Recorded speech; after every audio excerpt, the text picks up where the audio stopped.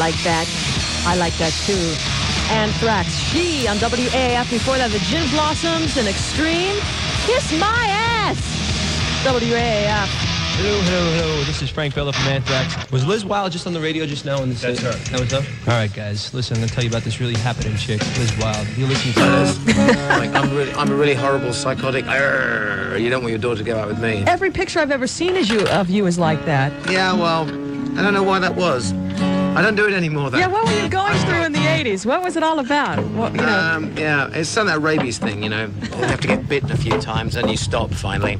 I don't know whether it's getting married or getting older or coming to terms with like softening. life. Yes, yeah. Softening, Bruce. I'm softening in a jagged kind of a way. I'm jaggedly soft. God, so you just walk in here, you get out of your stretch limo, you put some guitars on your laps, and are you just going to start playing now? Wait, I don't even know how we're supposed to set up. I don't either. I'm confused. I just turn on the microphones and hope for the best. That's what I do. Does that one work? This works. Yeah, that one works. Does this one work? That one works. Well, that's it then. Wait. There you go. Pot it up. Yeah, that one is this one. That's the one. So that doesn't even matter, does it? Okay. Do what? I don't know. Yeah, I could do that if you want. This is fine. I'm having fun. I am too. Hey, Bruce. Singing to this? Did you fly here? Yeah. We came into But she means Lawrence, if you flew your own plane. Hanscom's, airport in Bedford. What is it, like a little Piper Cub plane, or is it bigger than that? No, it's a Piper Navajo. It's a twin engine, 6-seat thing. You know, it takes. How long you been doing that? A couple of years. That must be a thrill. That's one thing I would never do, is drive my own plane around. So Well, it keeps you out of trouble, you know. you drive yourself to every gig? It didn't work for Randy Rhodes. Yeah. Was he flying his plane? He crashed into the bus. No, he didn't. Somebody else was flying Someone crashed it. into Someone else him. was flying it? Yeah. Okay. Oh, excuse me. Just tell me this. How do you crash an airplane into a bus? He was flying low. Short-sightedness? Oops! He was trying to be a brave man, I guess. No, I think Randy, I think the oh. Did you make it in time to the Hard Rock yesterday? Yeah. We had, there was all those thunderstorms and stuff like that. How'd it go? All the wind shears, as they say. How'd it go at the Hard Rock last night? It went very well. And we went there, we made it in, and we did our thing, and then we made it out. And then we made it back this morning. Very good. So you're here to promote your album. This would be your second solo, right? It's yes, it's my second solo album, but I kind of think of it as my first solo album, because every album I ever made before was always with somebody else in mind. So if it was with Maiden, then obviously it was a band thing. When it was with the band before, that was Samson, it was a band thing. And even when I did the Tattooed Millionaire record, I had no intention whatsoever of leaving Maiden. So always in the back of your mind when you're making the record is the thing that, you know, well, you better not, don't go too AWOL, you know. Stylistically, you have to kind of remain true. Exactly. So you're never really being completely independent. So, and this is the first time I've ever done anything like this. And just thought, well, damn the torpedoes, you know, we'll just take things as it comes, really. Well, I want to get into the details of the recording of the album in a second, but will you play some music now? Yeah, sure. Now, that thing works. I want to make sure this one works. Yeah, make sure that one works for sure. Doesn't sound like it. It doesn't sound like it's working. Put that one just right there like that. I don't need to talk during the... I know. Yeah. Does this one work? If I Just that one. Does that one work? That one works. That's the only two we need. The rest of it will just kind of... I'll take a little pop thangy off there. Okay. Because... Ooh, that's pretty. I'm not playing that. That's Al playing that. This is Alex here. Alex Dickenson. Used to play for a band called Gun. Not anymore. Indeed. Yes. What should we do? That Tears of the Dragoon. Yes. All right. That sound all right?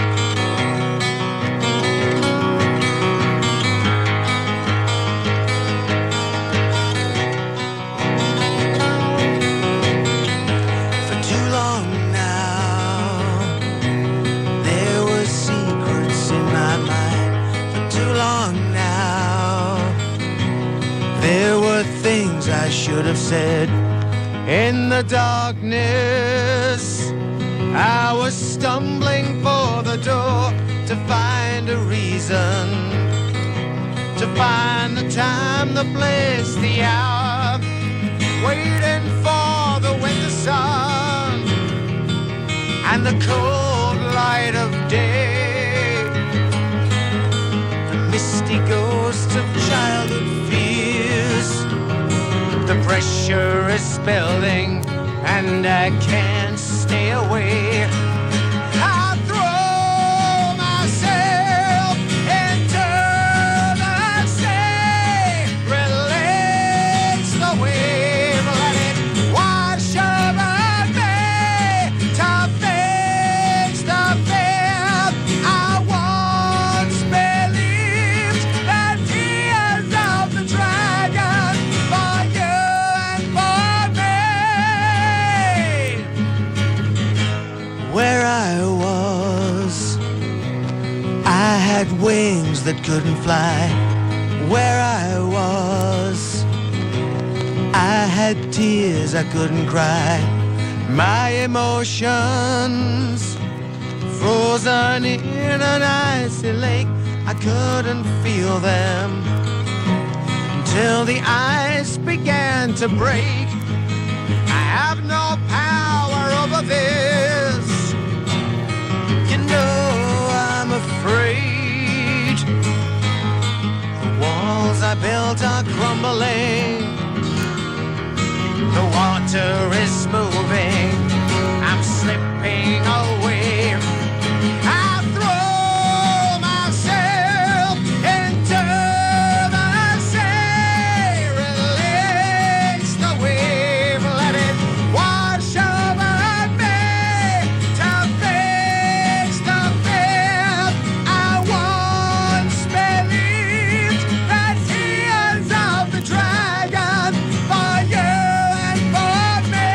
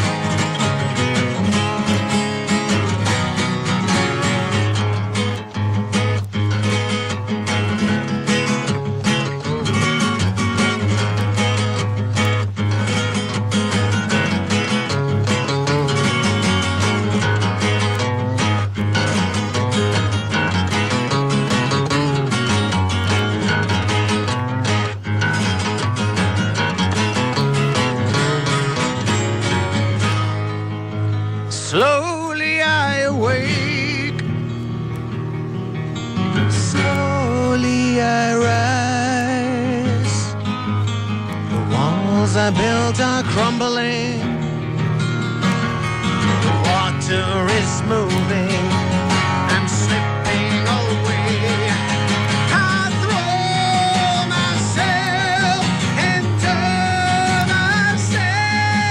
Release the wave, let it wash over me to face the fear.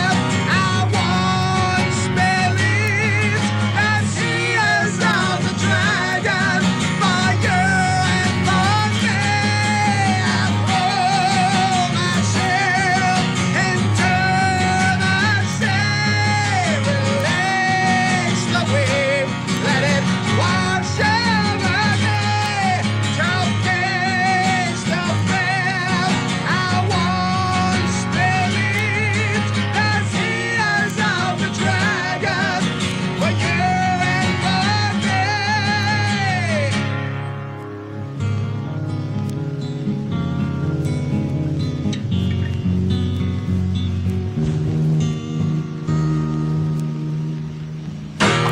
Yeah. Whoa, there's an owl in here. Wow, that felt good. Bruce Dickenson on WAAF. And you wrote that song about 6 times over and over again, didn't you? To get it right? only the words. Yeah. The tune stayed pretty much the same. The instrumental bit stayed more or less the same. What was it about the words that you kept changing? Well, I wanted the words to reflect what I was going through and what I was feeling as I started to realize that I was going to leave the band, that I was maybe going to have potentially no career, potentially I could make a record and nobody might like it, and and it was a very lonely, funny sort of place to be. But at the same time, there was a curious sort of exhilaration about it. What made you decide to leave, exactly, since you're sitting here? Because, yeah. You might as well tell us. We all of us have to be somewhere. If you're not, you're nowhere. Was it creatively a dead end after doing it for so many years with the same guys, the same vibe? Or it wasn't so much that it was anything to do with Iron Maiden. It was all to do with me. you started having a crisis of some sort? No, not really a crisis. It's just I wanted to find out if there was anything else that I could do, because it seemed that the stuff I was doing with Maiden was fine when I was 23. Right. But I'm very happily 35 now, and I still think that there's a lot of stuff I can do in music that reflects, things that you feel and passions that you have and that kind of stuff. And I didn't feel that I could necessarily do that with Maiden. I didn't know if I could do it on my own, actually. But I thought, if I don't really bite the bullet and take some radical decision, I'll never find out. People might understand, or they might not understand, or I'll take that chance. And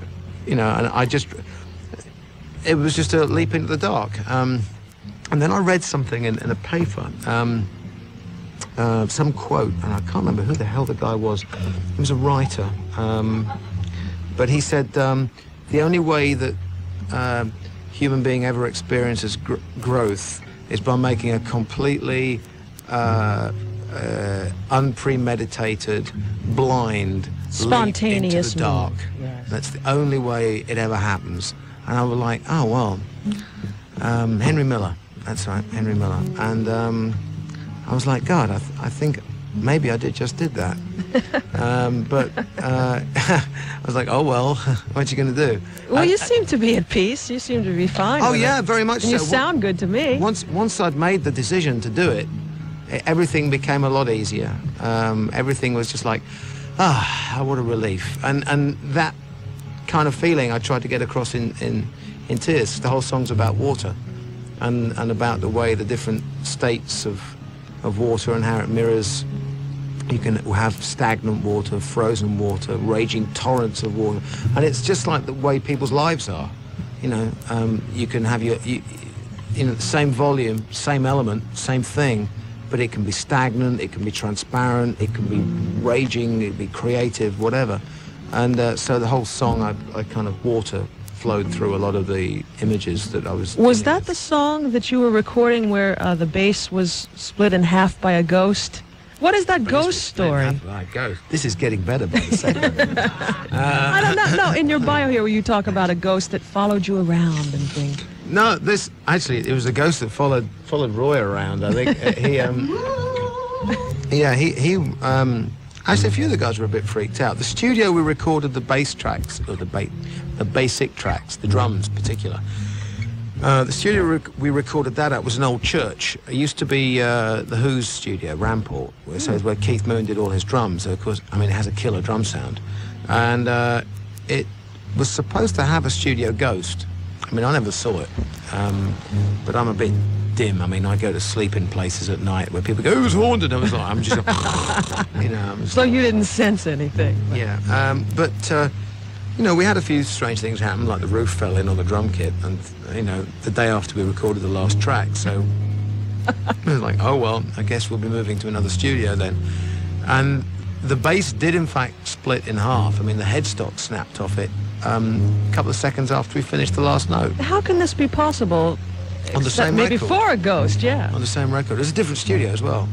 So we had to record the bass in a separate studio because when the roof fell in, because of a rainstorm, it blew all the tie lines in the mixing desk out, and the desk, half the desk went kind of seriously south, so we had to move.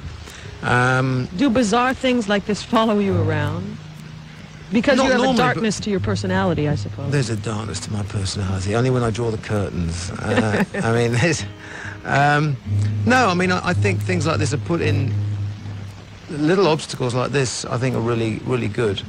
Because every time you get an obstacle like this, it's not somebody trying to stop you doing something. It's something just trying to make sure that you reassess why you're doing it. How much does this matter to you? You know, and good things don't come easily. Good things you have to work for, and that's part of the process of making them good things. It's not that you have to deliberately suffer. I mean, I'm not one of these great believers that, you know, everybody should have, like, you know, great gaping chest wounds and blood everywhere just because they're making a record. But good things generally don't come easily. You have to work for them. Give me some more. I want some more. You want some more tunes? Yeah. Should we do? Tell you what, let's do Change of Heart, because that's kind of a mellow little tune, and we can always do the heavy thing in a second. It's kind of a vibe.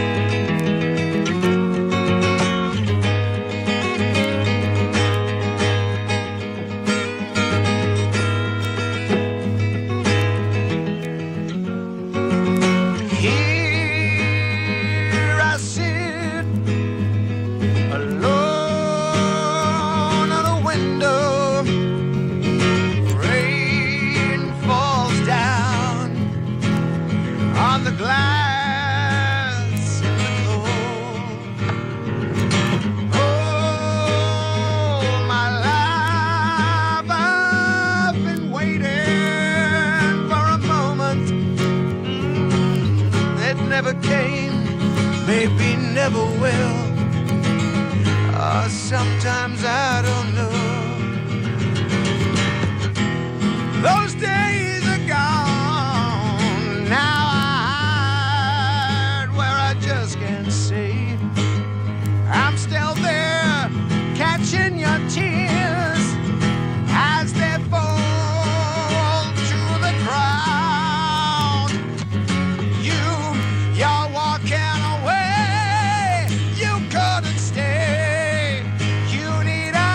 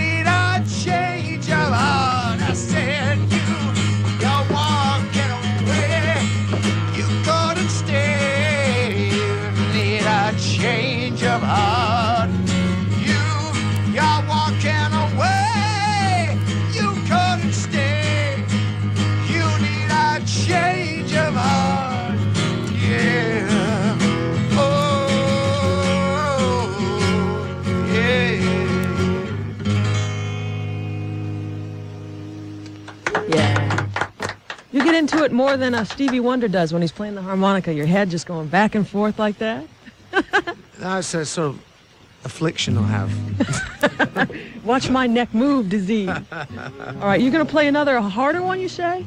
Well, there's one in which we detune the bass string to get that authentic sound, man.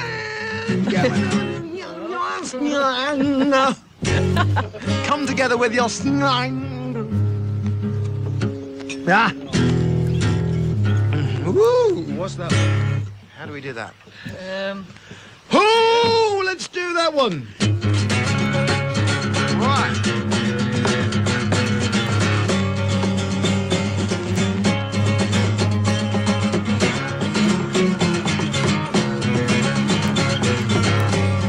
It's called Hell No, by the way. There's a secret that we all share in the darkest hours of the night. You can swear on your Bible, cut the throat of your rival. Whoa, I've been taking my life in my hands, now I'm making new plans, yeah.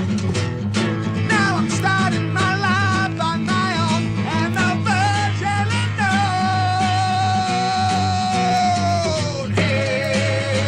Hell no, oh, where do we belong? In this place where we fight, oh, where did we go wrong?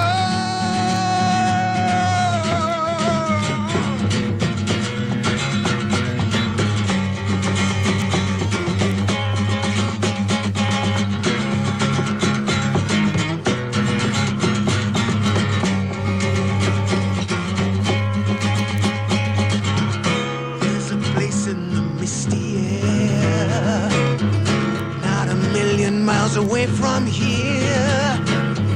You can make it your own place, or you can change your own face. Whoa, I've been taking my life in my hands, now I'm making new plans, yeah. Now I'm starting my life on my own, and the virgin unknown.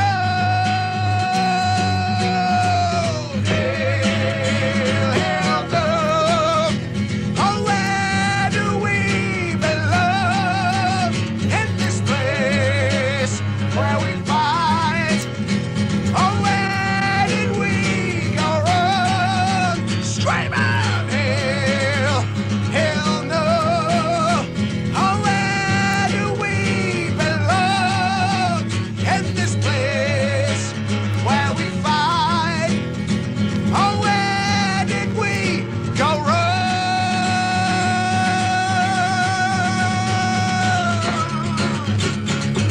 Say what you don't really know, then you don't really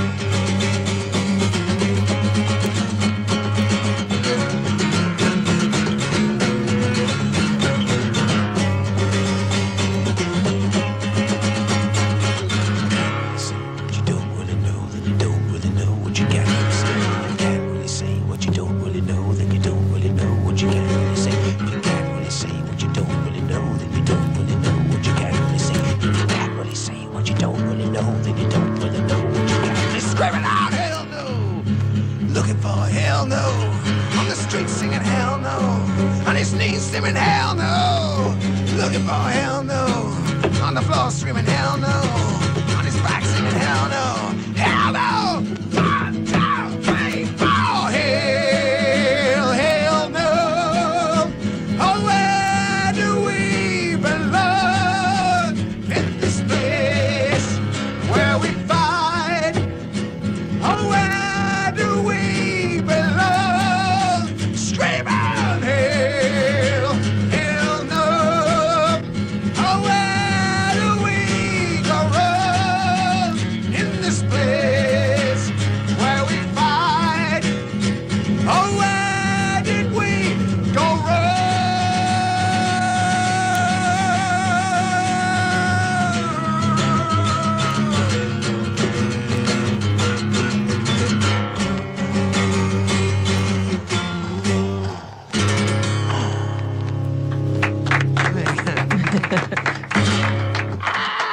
was that chest beating thing you were doing? It's something I've been doing for ages.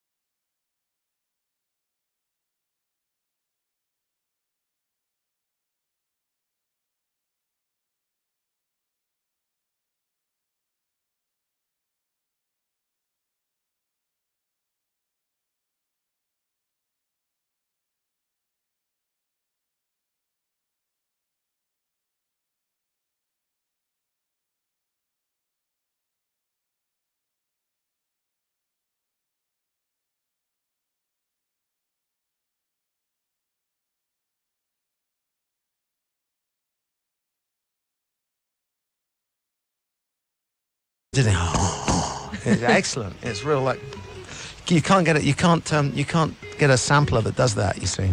Yeah. You didn't need any mixing boards or anything. That sounded great, just like it was. Yeah, well, that's how it should be, you know.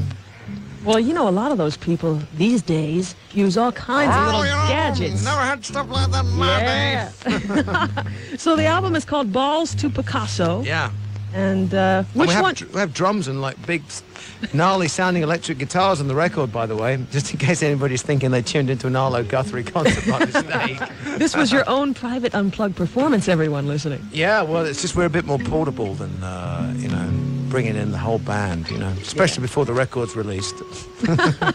So which one is the first single we can look forward to? Well, Tears of the Dragon, the first one. Yeah, Okay. yeah, because that's, you know, that's the one. The other two, I mean, actually, we just did those because they happen to lend themselves really easily to doing the acoustic thing. But if we had a go, we could probably learn the rest of the album. We don't actually do the rest of the album acoustic. One day we keep meaning to do it one day, and then we always end up in the pub talking about it. You know, that's the lost weekend. Oh my God. Hey, Bruce, did you ever worship Satan? Me? Yeah. Which Satan would that be? I don't know. Is that Frank J. Satan, or, you know, I think Satan Inc.? The public wants to know. The public wants to know. Yeah, they do. Did you? You know, because you had all those No. scary monsters surrounding you all the time. No, absolutely not. No. No more than the director of, you know, Nightmare on Elm Street worshipped Satan, or any of the banks that took the money from the movies Nightmare on Elm Street, or The Exorcist 1, 2, 3, 4, 5, 6, or whatever. Yeah. Or any of these other things that, you know, that decided to play on people's, you know, Well, come fear on, of scary monsters. you have ghosts following you around and splitting your bass guitars in half. You know, you have looming, or you used to have looming monsters coming out on stage and with glowing eyes. Look, Bill Clinton has Jennifer Flowers, you know. I mean, I know who I'd be more scared of. Okay. Well, is that it for you guys performance-wise? Are you going to just play the whole album for me? Are we all tuck it out? I don't know. I got to cut to commercial, and I don't know. Maybe we'll be back with you guys. I don't know what the hell's going on. It's WAAF. WAAF welcomes the Mass Marauders Arena football team for another exciting home game at the Sun, 7:30 tonight. See the Mass Marauders swat the Las Vegas Sting. Join 107.3 WAAF for a block party before the game at 5:30. It'll be just outside the center. Bring a label from any very fine juice bottle and get discounted tickets. Arena football tonight with the Mass Marauders. Hey, WAAF. Get ready, because the Mass Marauders are going to get you with rock and roll arena football. Witness full contact football as the Centrum is transformed into a 50-yard battlefield. It's like nothing you've ever seen. Watch as these Iron Men slam into the boards and maybe even into your lap. It's in-your-face, high-scoring, fast-paced, non-stop action. And it doesn't stop there. Brace yourself for the ultimate summer party, starting with pre-game outdoor block parties, indoor laser light shows and fireworks displays, as well as awesome giveaways, pulsating music, and an electrifying dance team. Join Marauders head coach and former Miami Dolphin Don Strunk as he and his team bring you the war within the wall. Football has reached a whole new level. Mass Marauders Arena Football. Catch the revolution.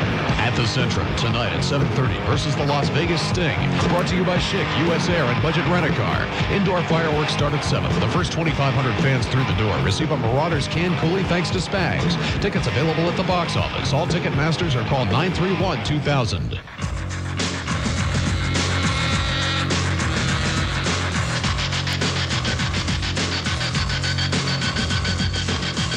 Are you ready to taste the future? The future of draft beer. Introducing Ice Draft from Budweiser. It's ice brewed, chilled below freezing until ice crystals form. Then it's cold filtered for a rich, smooth taste that's remarkably easy to drink.